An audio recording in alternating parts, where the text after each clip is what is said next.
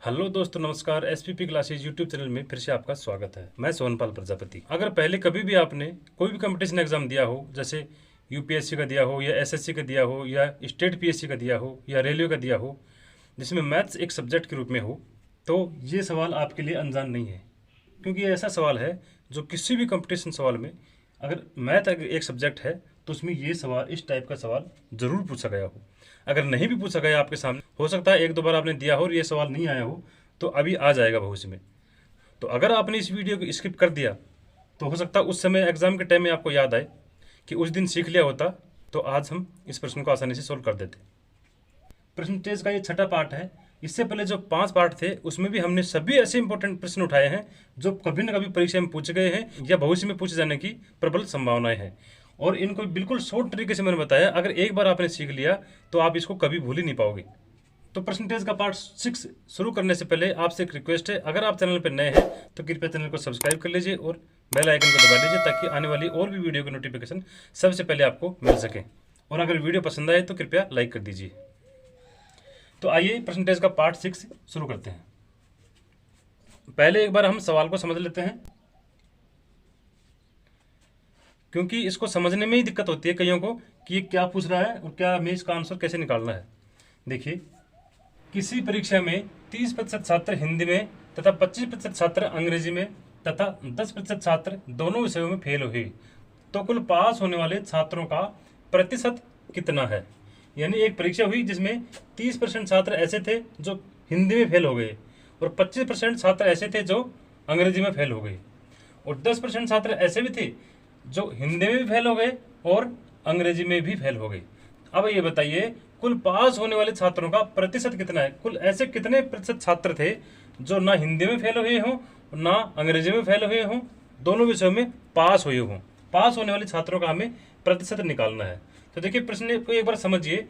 तो सबसे पहले हमें जो 10% विद्यार्थी दोनों विषयों में फेल हुए हैं उनकी चर्चा कर लेते हैं। अब 10% हिंदी में भी फेल हो गए और अंग्रेजी में फेल हो गए, इसका मतलब ये 10% इसमें से भी कम हो गए और इसमें से भी कम हो गई। तो केवल हिंदी में फेल कितने हुए, केवल हिंदी में फेल कितने हुए। अगर 10% दोनों का ले लिया अपन, इसको निकाल दें, अगर इस 10% को अगर हम निकाल दें तो केवल हिंदी में फेल कितने हुए, 20%। क्योंकि 10% तो वो है जो इसमें भी जो फेल हुए थे वो भी शामिल कर ली गई, इसलिए केवल हिंदी में 20% ही हुए और 10% जो दोनों में फेल हुए तो वो इसमें जोड़ देंगे। अब हम अंग्रेजी की बात करें, केवल अंग्रेजी में 25% ना होकर के 10% निकाल दें तो वो सिर्फ 15% बचेंगे, क्योंकि 10% तो वो छात्र शामिल है जो इसमें भी शामिल थे और इसमें भी शामिल थे, इसलिए केवल अंग्रेजी की बात करें तो वो 15% है। तो हम इसको ऐसे सॉल्व कर सकते हैं। सीधा सीधा तरीका यह है कि सबसे पहले हम अगर दोनों का निकाल दें तो हिंदी और अंग्रेजी का हमारा अलग अलग बच जाएगा। जैसे कि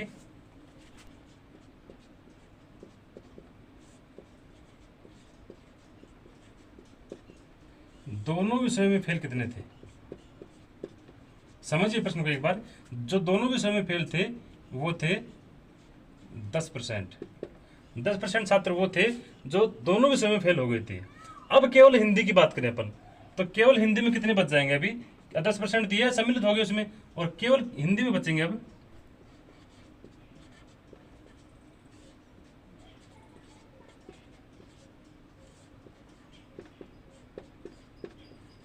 केवल हिंदी में फेल कितने हुए, हिंदी में केवल हिंदी में फेल हुए 20%। क्योंकि हिंदी में, अकेली हिंदी में 20% फेल हुए और 10% छात्र वो थे जो दोनों विषय में फेल हुए थे। तो हिंदी में फेल हम मानेंगे 20 + 10 = 30%। ये हमारा आंकड़ा मिल गया। तो केवल हिंदी में फेल हुए 20%। इसलिए अब इसी प्रकार से अंग्रेजी का हम ले लेंगे। केवल अंग्रेजी में फेल,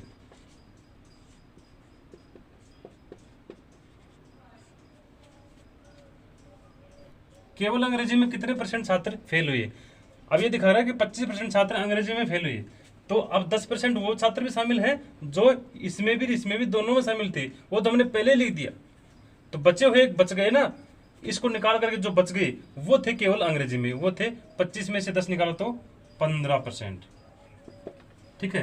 यानी 10% छात्र वो थे जो इसमें भी फेल हुए हैं और इसमें भी फेल हुए हैं, इसलिए इनको पहले से अलग लिख दिया। अब इनको अलग से लिखने की जरूरत नहीं है। अब हिंदी में केवल हिंदी की अपन बात करेंगे अपन, तो 20% बचेंगे, क्योंकि 10% तो वो आ गए ना जो इसमें भी फेल थे और इसमें भी फेल थे, उनको हमने पहले लिख लिया। अब सिर्फ ये बच गए अकेले, तो हो गए 20%। अभी अंग्रेजी की हम बात करें तो इसमें 25% ना होकर के 15%, क्योंकि 10% छात्र वो थे जो इसमें भी शामिल थे इसमें भी शामिल थे, उनको हमने पहले लिख लिया, इसलिए बच गए 15%। अब आएंगे कुल फेल। कुल फेल का कितना परसेंट होगा, कुल फेल कितना है, इनको टोटल कर लेंगे 10, 20 और 15 को, 20 और 10 30 और 15 45%। 45% छात्र थे जो फेल हो गए कुल, क्योंकि जो एक विषय में फेल हो गया, दोनों विषय में फेल हो गए वो तो फेल है ही, जो हिंदी में फेल हो गया वो भी तो फेल ही है भाई। एक विषय में फेल हो गए तो अगली क्लास में जा नहीं सकता, वो फेल ही है। इसी प्रकार जो अंग्रेजी में फेल हो गए वो भी फेल ही है। 15% छात्र ऐसे जो केवल अंग्रेजी में फेल है तो वो भी फेल है, वो अगली क्लास में वो नहीं जा सकता। इसलिए 10 + 20 + 15 यानी 45% जो विद्यार्थी थे वो क्लास में फेल हो गए सारे। अब ये कह रहा है कि कुल पास होने वाले छात्रों का प्रतिशत कितना है। अब ये बताओ 45% छात्र फेल हो गए तो पास कितने हुए भाई। कुल छात्र होते हैं 100%।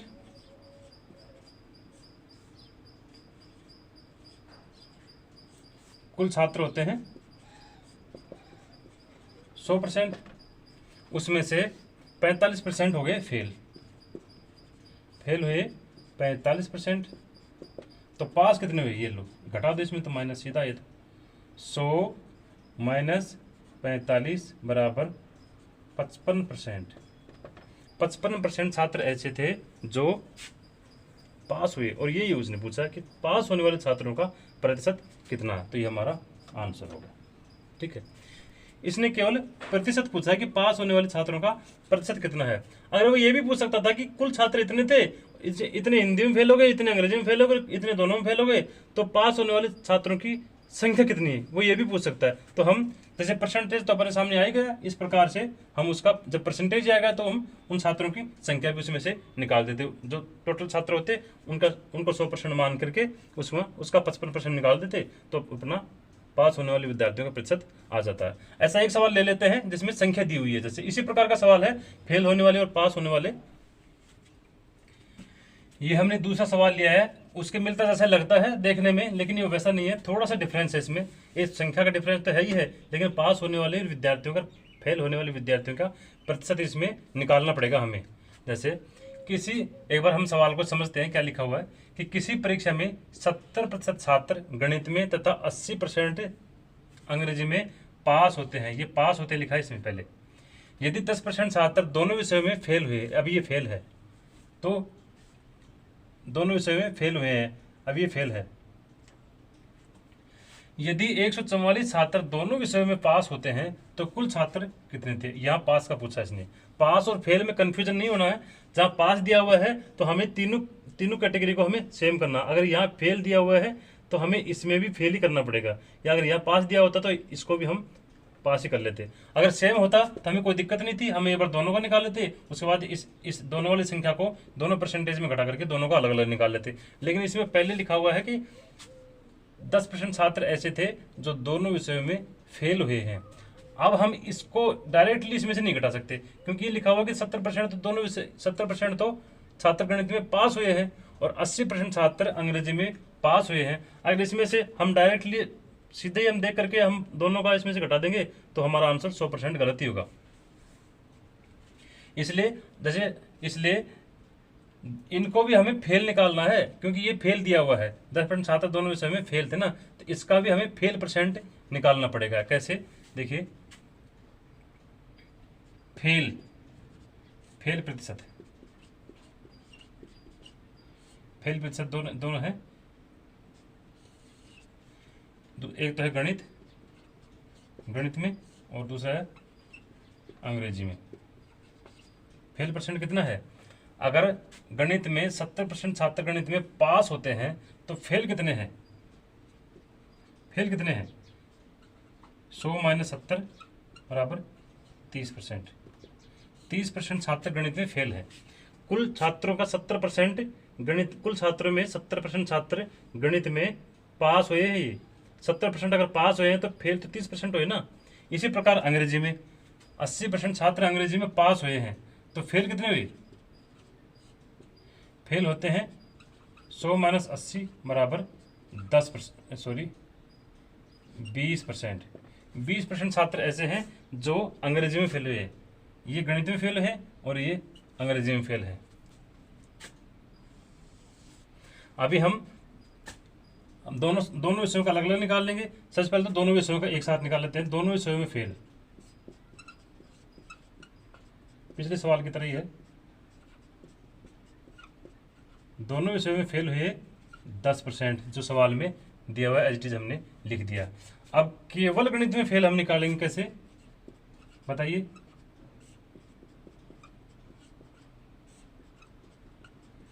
केवल गणित में फेल कितने हैं? यह लिखा हुआ गणित में फेल 30%। तो 10% तो वो थे जो दोनों में फेल थे, इसलिए उसमें से इसको तो घटा देंगे, इसमें से इस 10% को घटा दें, जैसे पिछले सवाल में किया था एज इट इज। ये थे केवल गणित में फेल 30 माइनस 10 बराबर 20%। 20% जो छात्र थे वो गणित में फेल थे। ठीक है। अब केवल अंग्रेजी में फेल कितने थे?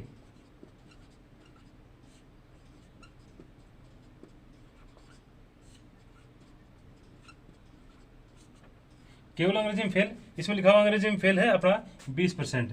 तो 10% तो दोनों में आ गई, उनको अलग से निकाल दिया, इसलिए 10% को घटा करके जो बच गए वो केवल अंग्रेजी में फेल है। वो थे 20 माइनस 10 बराबर 10%।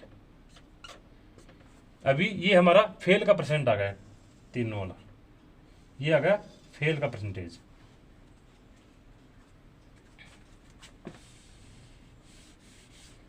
अभी कुल फेल कितने हुए? दोनों विषय में फेल प्लस केवल गणित में फेल प्लस केवल अंग्रेजी में फेल, तो कुल फेल कितने हुए? 10% जो दोनों विषय में थे, प्लस केवल गणित में थे 20%, प्लस केवल अंग्रेजी में थे वो थे 10%। तो कितने हो गए? 10 20 30 10 40। 40% छात्र ऐसे थे जो फेल हो गए, यानी किसी न किसी विषय में जरूर वो फेल हो गए। 10% तो वो थे जो दोनों फेल हो गए, उसके अलावा कुछ गणित में अकेले में फेल हुए और कुछ अंग्रेजी में अकेले में फेल हुए, यानी कुल मिलाकर के 40% छात्र ऐसे थे जो क्लास में फेल हो गए। अब लास्ट में ये दिया हुआ है कि यदि 144 छात्र दोनों विषयों में पास होते हैं, ये तो पास होने का दिया है, तो अपने पास तो फेल का परसेंटेज है, तो पास का परसेंटेज निकल जाएगा। पास का प्रतिशत, यानी अगर 40% छात्र क्लास में फेल होते हैं तो पास कितने परसेंट होते हैं? सीधी सी बात है, आप 100% में से घटा लोगे। 100 माइनस 40 बराबर 60%। 60% ऐसे थे जो पास हुए। 60% छात्र ऐसे थे जो ना तो गणित में फेल हुए, ना अंग्रेजी में फेल हुए, किसी भी विषय में फेल नहीं हुए, वो 60% छात्र पास थे। पास का परसेंटेज अपने पास आ गया है। ये सवाल यहाँ तक तो पहले सवाल की तरह ही था, कुछ अलग था, जिसमें जैसे इसमें पास का दिया हुआ था और लास्ट में दोनों वाला फेल का दिया, तो इसलिए हमने फेल का दोबारा से निकालना पड़ा। बाकी प्रक्रिया पहले सवाल की तरह ही थी, लेकिन अब आगे प्रक्रिया और होगी इसमें कि 144 छात्र दोनों विषय में पास होते हैं, यानी 60% छात्र ही बता रहे हैं। 60% छात्र जो अपना पास होने का 10% आया है वो ये आ रहा है कि 144 छात्र दोनों विषय में पास होते हैं। तो अब कुल छात्र कितने थे? तो हम करेंगे इसको 60% क्या है? 60% का ही तो मान है ये 144। 60% का मान कितना है? 144। तो हम कुल छात्र कितना है? तो सीधी सी बात है, जब 60% का मान 144 आएगा तो हम 100% का मान निकाल लेंगे। जैसे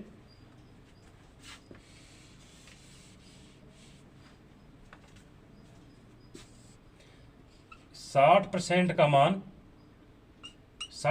मान तो है 144, यानी 60% पास हुए हैं और 144 पास हुए हैं, ये लिखा हुआ है। यानी पास का परसेंटेज तो यह है और पास की संख्या यह है, इसलिए 60% बराबर 144।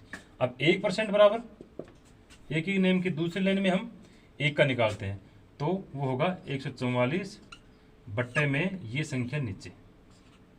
ये एक एक नियम परसेंटेज का पार्ट सेकंड देखिए, अगर ये समझ में नहीं आ रहा तो इसलिए अब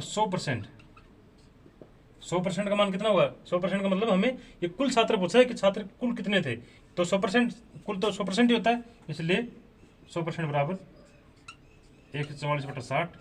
ये तो 1 था, 100 के लिए 100 से गुणा कर देंगे अपन। अभी काट के सोल्व करेंगे। ये जीरो काट दिया, 6 कब 6, 6 दूनी 12 और 6 चक्के 24। इसको यहाँ लिखेंगे 24 गुणा 10। 24 ये था, 10 ये था, 24 को 10 से गुणा करेंगे तो ये होगा 240। 240 छात्र कुल थे, यानी क्लास में पूरे छात्र जो थे वो थे 240। तो इस तरह के प्रश्नों में बिल्कुल भी कंफ्यूजन होने की जरूरत नहीं है। हमें पास और फेल जरूर देख लेना कि हमें ये क्राइटेरिया सेम दिया है कि नहीं है, कि यहाँ पास अगर दिया हुआ है तो यहाँ भी पास ही होना चाहिए, अगर नहीं है तो हम उसको उल्टा करके 100 में से घटा करके हम इसका पास का मान निकाल लेंगे। अगर यहाँ फेल दिया हुआ है तो यहाँ की संख्या को हम फेल में बदल लेंगे। हमें ये दिक्कत ना रहे कि दोनों विषय वाला या केवल एक विषय वाला, ऐसे निकालने में दिक्कत ना रहे, इसलिए हम तीनों क्राइटेरिया को हम सेम कर लेंगे। तो आशा करता हूं कि इस टाइप के प्रश्नों को आप अच्छी तरह से समझ गए होंगे। फिर भी किसी प्रकार की कोई भी क्वेरी आपके दिमाग में हो तो आप कमेंट बॉक्स में जरूर बताइए। और हाँ, ये प्रश्न हमेशा परीक्षा में आते रहते हैं, इस प्रश्न को आप जरूर समझिए, अपने दोस्तों में शेयर कीजिए, और वीडियो पसंद आए तो वीडियो को लाइक कर दीजिए और चैनल को सब्सक्राइब कर दीजिए। Thank you.